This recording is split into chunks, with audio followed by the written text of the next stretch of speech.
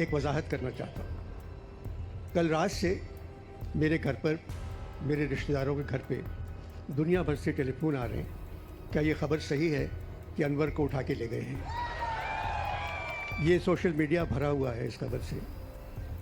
मैंने नेवी वालों के लिए कुछ कहा था, तो मैं ये कहना चाहता हूँ कि मैं 60 साल से लिख रहा हूँ, किताबें पढ़ रहा हूँ। मैं शहीदों के साथ मजाक नहीं कर सकता। शहीदों की वजह से मैं ज़िंदा हूँ इस सरज़मीन में। उन्होंने मेरे लिए जाने दिए और मैं लिख रहा हूँ, तो मैं ऐसा सोच भी नहीं सकता कि मैं उनका मजाक उड़ाऊँ या उनके बारे में कुछ कहूँ। जिंदों के बारे में कह देता हूँ, आइंदा नहीं कहूँगा, क्योंकि मेरे सब दोस्त हैं। मैं दोस्तों के साथ, जो आम लोगों के साथ मैं मजाक करता हूँ, वही उनके साथ भी कर देता हूँ, मगर अगर नहीं करूँगा। और ये कि शहीद के बारे में तो मैं सोच नहीं सकता, उनकी वजह से ये मुल्क है। और नेवी में गाजी समरीन जो थी, उससे मेरी चचाजाद बहन का मियाँ सेकंड नंबर पे था, दूसरे नंबर पे, लेफ्टिनेंट कमांडर शमशाद अहमद, वो भी नहीं आया। मंसूर हक नेवी के सरबराह, 50 साल से मेरे दोस्त, वो नहीं रहे। एडमिरल एहसन, उनके साथ में ब्रिज खेलता था, 20 बरस मैंने ब्रिज खेला उनके साथ। मैं कभी नेवी के बारे में सोच नहीं सकता। अगर दुख पहुंचाए तो मैं उनसे माफ़ी मांगता हूँ सबसे। ये कि अब्दुल अहमद वली जो है, क्या हुआ उनके साथ? वो पीटीआई के प्रोटेस्ट में आए हुए थे, फिर क्या हुआ? अहमद वली जैसे हम अभी तो वहाँ मौजूद नहीं थे, सिर्फ उन लोगों के जो साथी थे उनके साथ हमारी गुफ्तगू हुई है। आज जैसे हम लोगों का उनके साथ बात हुई, उनके साथ रब्ता हुआ, तो उन्होंने हमें ये बताया कि पहले तो उन लोगों ने हम पे हमारे साथ हाथ मिलाई और हमारे साथ दोस्ताना माहौल की तरह पेश आए। फिर उसके बाद 10 किसकी बात कर रहे हैं? जब आपने कहा कि उन्होंने आपसे हाथ मिलाया, किसकी बात कर रहे हैं? ये आर्मी की बात कर रहे थे। जब वो लोग प्रोटेस्ट में गए थे, वो जो जलसगा के लिए गए थे इस्लामाबाद में, फिर उन लोगों ने कहा कि सुबह दोपहर के वक्त 12 साढ़े 12 बजे के टाइम पर उन लोगों ने यहाँ पर फायरिंग की। उस फायरिंग में पहली गोली जो है मेरे भाई को भी लगी थी, अहमद वली को। अच्छा, जब गोली लगी तो उसके बाद क्या हुआ? गोली लगी तो कुछ वहाँ के जो हमारे साथी थे, जो वहाँ गए थे, उन लोगों ने हमें ये बताया कि जब वो अहमद वली को गोली लगी थी, तो हमें से किसी को भी पता नहीं था इसका कि अहमद वली को गोली लगी और वो शहीद हो चुका है। जाए बकवा पे शहीद हो गए, अस्पताल जाके शहीद नहीं हुए, उधर ही डी चौक पे शहीद हुए हैं। ऑन द स्पॉट वो मर गए थे। जब उन लोगों का हमें उनके दोस्तों ने कहा कि जब हमने अहमद वली के साथ रब्ता करने की कोशिश की तो उनका कॉल लग नहीं रहा था, घंटी जा रही थी लेकिन वो उठा नहीं रहा था। फिर हम बहुत परेशान हुए इस मामले में। फिर हमें किसी और से ये रब्ता मौसूल हुआ कि अहमद वली को यहाँ पर गोली लगी है और वो किसी अस्पताल में एडमिट है। जब हम वहाँ पर गए तो 1 घंटा हमें वहाँ भी लगा, हम घूमते रहे, लेकिन हमें अहमद वली के बारे में कोई भी मालूमात मौसूल। आप कौन से अस्पताल गए? मेरे ख्याल से फिम्स अस्पताल था। उन लोगों ने कहा कि नजदीकी अस्पताल था, फिम्स अस्पताल था मेरे ख्याल। ठीक है। फिर उन लोगों ने कहा कि हम वार्डों में चेक करते करते थक गए। फिर हम गए मुर्दाखाने में। फिर जब मुर्दाखाने में चेक किया तो हमें वहीं पर उन लोगों को अहमद वली की बॉडी मिल गई थी। क्या उम्र थी अहमद वली की? 26 एज की। 26 साल के थे। और क्या करते थे? जी, हमारा एक दुकान है, हम वेल्डिंग का काम करते हैं, मिस्त्री हम लोग। शादी हुई भी थी?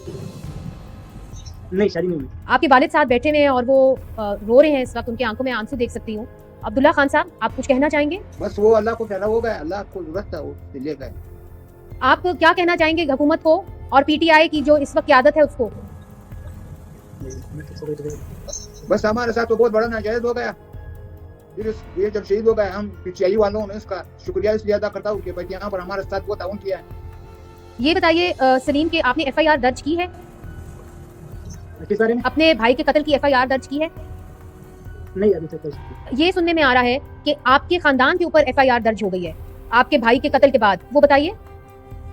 एफआईआर दर्ज हुआ है, वो मुझ पर और मेरे भाई पर दर्ज हुआ है। इमरान खान मुझसे बड़ा है। क्यों हुआ है? किस चीज पे आपका एफआईआर आप पे दर्ज हुई है? क्या वजह बनी? जब वो पुलिस वाले हमारे घर, हमारी मस्जिद में आए, वो हमारी फातिहाख्वानी शुरू थी। वो लोग आए कि हमें ये इत्तला मौसूल हुई है कि यहाँ पर पीटीआई के बड़े बड़े कारकुन हैं, हम उसे गिरफ्तार करने आए। मैंने कहा कि यार, ये जो लोग आए हुए हैं, ये तो ना तो ये जहाज में आए हुए, ना ये हवा में उड़ के आए हुए, ये तो आई बाई रोड है, थाने के सामने से गुजरे। आप लोग का अगर नियत था पकड़ने का, अगर आप लोग पकड़ना चाहते हैं वाकई में, तो आप लोग बाई रोड ही उन लोगों को पकड़ सकते थे। आप लोग को सिर्फ ये एक ही जगह मिली है कि आप लोग आकर मेरी मस्जिद पर छापा डालोगे और मेरी फातिहाख्वानी को खराब करोगे और मेरे मरहूम भाई को, मेरे वालिदैन को, जिसको अभी अपने जवान बेटे की लाश से गुजरना पड़ा है, अब उन लोगों को आप और भी जलील करना चाहते हो और भी ख्वार करना चाहते हो।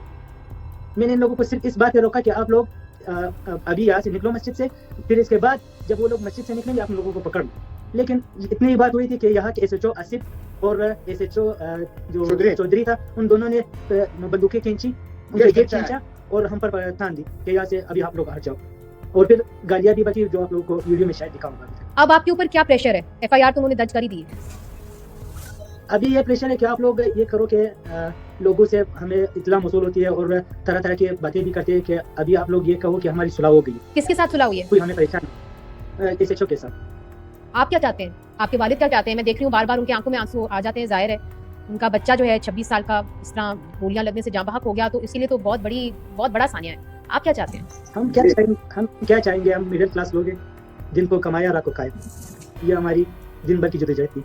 हमारा घर का बड़ा हसरा मेरे भाई की शक्ल में, अहमद वली की शक्ल में हमसे हमारे सरों से उतर चुका है। अभी हम क्या चाहेंगे इस हुकूमत से, या इन लोगों से हम क्या चाहेंगे जो हमें तरह तरह की तकलीफें दे रहे हैं। आपके वालिद अब्दुल्ला खान साहब, आप कुछ हुकूमत को कहना चाहेंगे?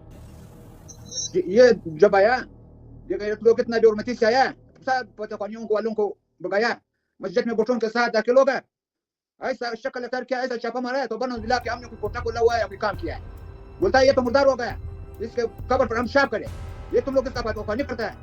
हमको इतना गुस्सा आया कि अभी मुखे हम तो गरीब है लेकिन बगैर तो नहीं है। आप FIR इनके खिलाफ करना चाहते हैं, जो लोग आए और उन्होंने बंदूकें आपके पर तानी, और उसके खिलाफ जिसने आपके बेटे को कत्ल किया, वो कौन है? वो SHO और SHO आसिफ और SHO चौधरी, दोनों पश्चिम के SHO है। जिसने आपके बेटे को गोली मारी, आपको कुछ पता है वो कौन है? आप उसके खिलाफ FIR दर्ज करना चाहेंगे? वहाँ तो दुनिया के लोग थे, हम किस पर FIR दर्ज करेंगे। मैंने आपसे पहले भी कहा है कि हम लोग मिडिल क्लास लोग हैं, ना हम इतनी सख्त रखते हैं कि हम ये बड़ी बात है कि हम अपने घर को चलाएं। अभी हम FIR के पीछे भागेंगे, किस के पीछे हम भागेंगे, किस पर हम ये आप बताओ, हम किस पर अभी FIR दर्ज करें? क्या हम कौमी असेंबली में जो बैठे हुए ये फॉर्म 47 वाले इन लोगों पर FIR दर्ज करें, या जो लोग जिन लोगों ने गोलियां चलाने के लिए ये ऑर्डर दिया, क्या हम उन लोगों पर FIR दर्ज करें, या जिन लोगों के हाथों में बंदूक थी जिन्होंने गोलियां चलाई, या हम उन लोगों पर FIR करें? हम किन लोगों पर FIR करें? ये तो एक इंसान आदमी नहीं है जिनने ये तो हमें हमारी जो हुकूमत है वो इन लोगों के खिलाफ एक्शन लेना चाहिए, उन लोगों को जिसने गोली चलाने का ऑर्डर दिया। हम किस के पीछे जाएंगे? ये बंदूक भी तो उन्हीं लोगों ने इन लोगों के हाथ में दी है।